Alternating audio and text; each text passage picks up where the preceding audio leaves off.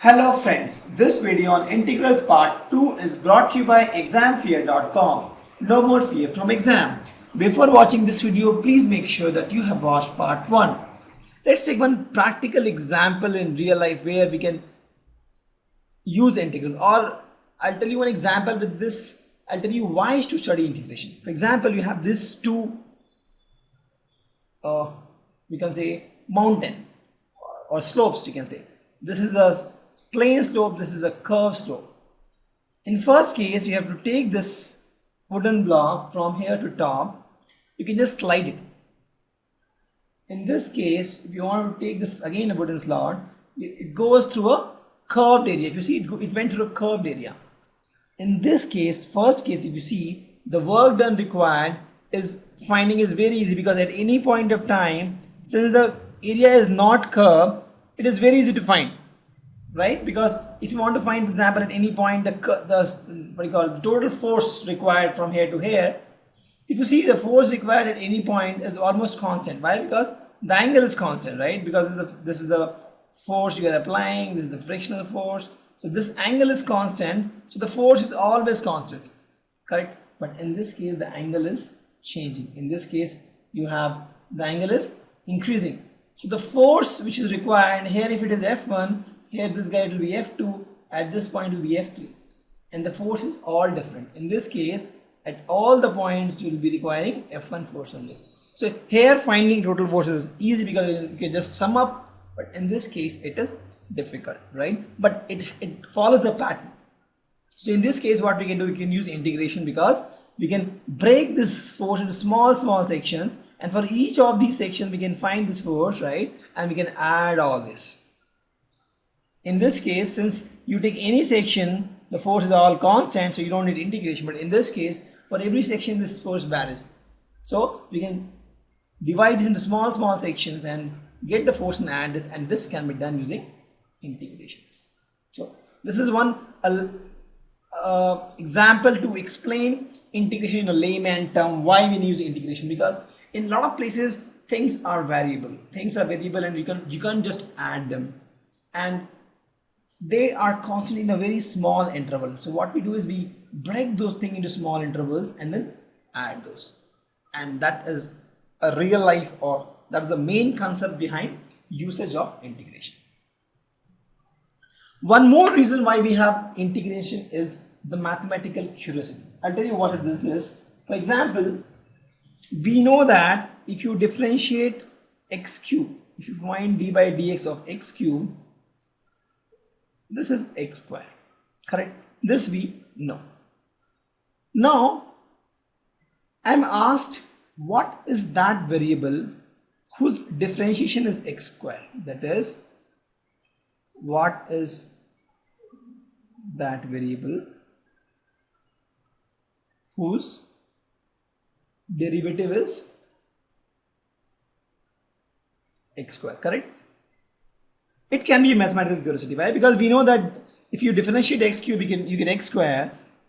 We can have this question, what is that variable for, if you differentiate this some variable, let's suppose that variable is y, so dy by dx is equal to x square. What is that variable? I want to know why. Y is what? How to find that? It is a very curious question, because you have done a lot of differentiation. The question would have come to your mind, what is that? If you want to find the other way around, if you are given this x square and you want to find the value of y, how to find that?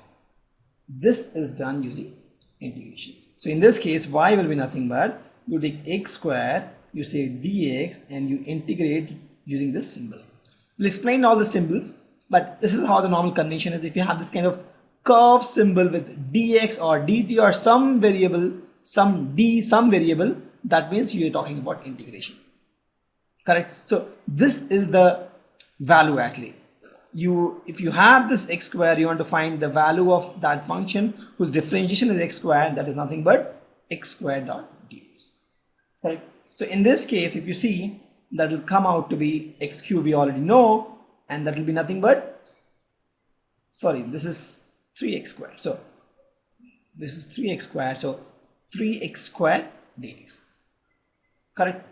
Now I have to find in this case y. So what I have to do is, in this case the rule is, if you have x to the power n and you say dx, that becomes x to the power n plus 1 by n plus 1. So in this case it will become 3x square becomes 2 plus 1, and this by 2 plus 1. That is 3x cubed by 3, and that is x. So if you see, I got the value of y, that is x cubed. But there is a catch here.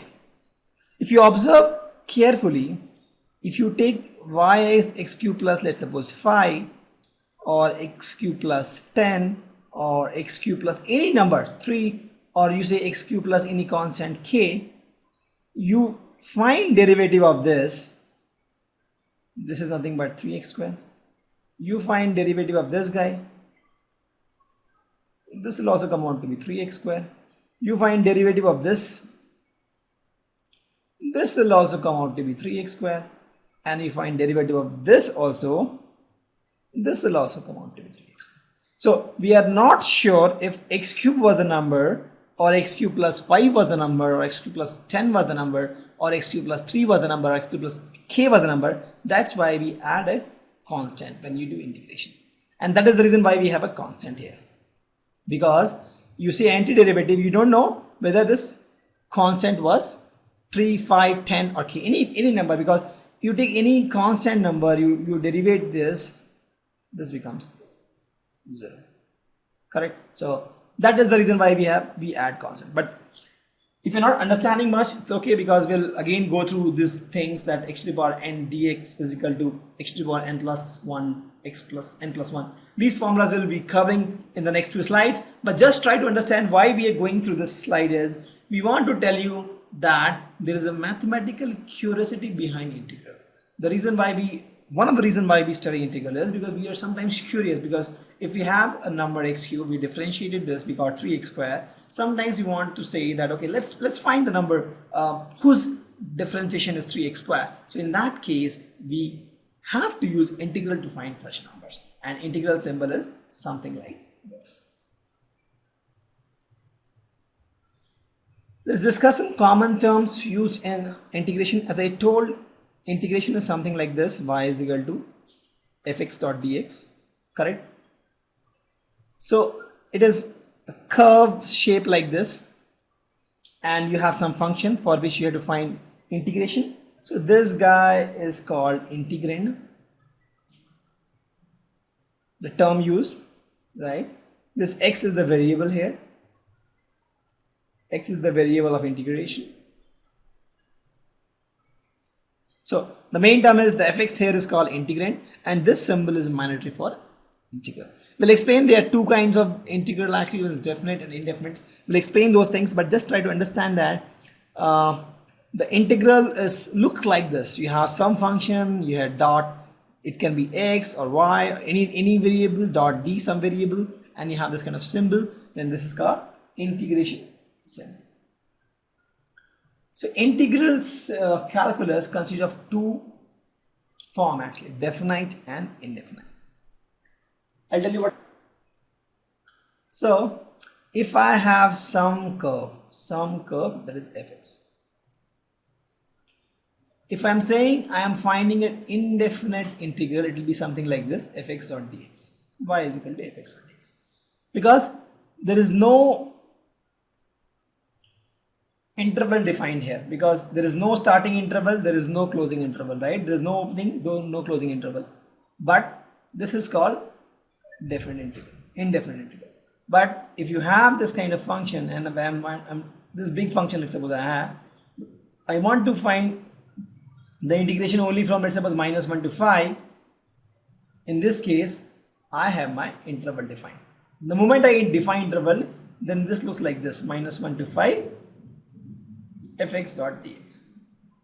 The same thing, but in this case my interval is defined. So the moment you have a definite intervals, the open and the close intervals, starting and the closing intervals, then that is called a definite integral. And when you don't have any intervals defined, that is called indefinite integrals. They are almost same. The only thing is that in case of definite integral, you get some definite values because you know the area which you define. The definite integral is nothing but area of this curve, this area, the shaded one. But in case of indefinite, there is no range, there is no interval, nothing is there, so you don't get the area. But it is nothing but the function for which the differentiation is this guy, right? Function, that the function be fx. If this guy is equal to fx, then this is nothing but the function for which the derivative is this guy, correct? So let's start. Thank you. Visit examfear.com to watch free educational videos, try free online tests, get the best quality study materials, study from the best tutors and mentors, and much more. Thanks once again.